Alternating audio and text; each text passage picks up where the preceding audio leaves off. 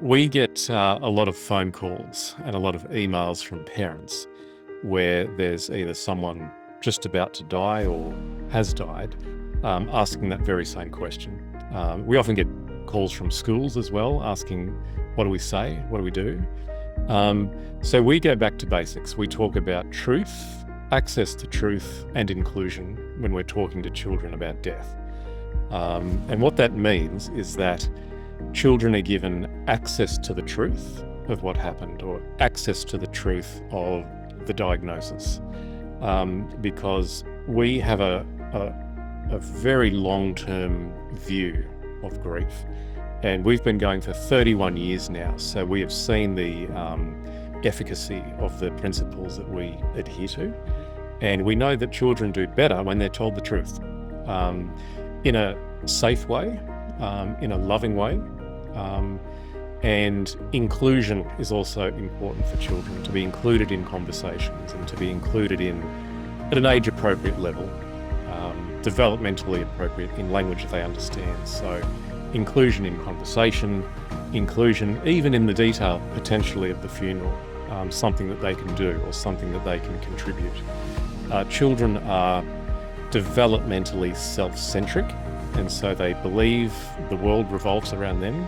And so if they're kept out of something, if they're not told something, if they suspect they're being kept out of something, their natural inclination is to think, I'm the cause of it, or I did something wrong, so people are keeping me out. So when we include children in that circle of truth and inclusion, we find that they do much better in the long term. And so what does that mean? What words do we use? So again, whatever's developmentally appropriate in language that children understand. So for very young children, how we often talk about death is from a physiological point of view. So our body stops working, and that's what death is.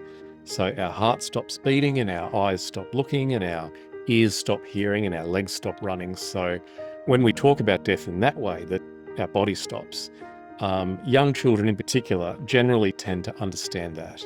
And we also talk of the bugs and the ants and the crunchy dead leaves out in the backyard as well, just so they have something physical and tangible that they can equate that to as well.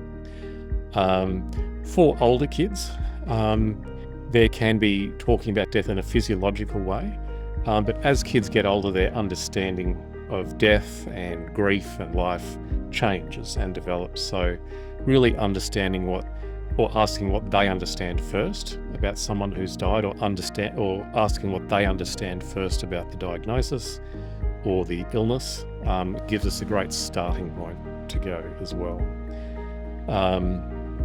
And we also suggest that if children need to be told bad news, that it's done by a caring person who's not involved in the long-term care of that child. Kids often equate the message with the messenger, and so if their dad tells them that their mum has died, we don't want them to associate dad with mum's death. And so we say, the social worker at the hospital, or the police officer, or the doctor.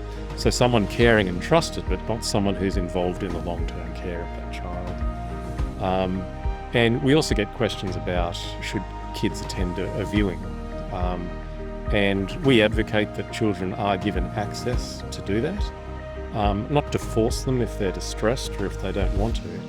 But we've often found, with the hundreds and thousands of children that we see, that being given access to spend time with that person, time with their mum or dad, time with their brother or sister, is really important to help them understand the finality and the permanence of death as well. So there are a few of the things that we talk about with parents and with school teachers, some of the principles that we use when talking to children about death and terminal illnesses.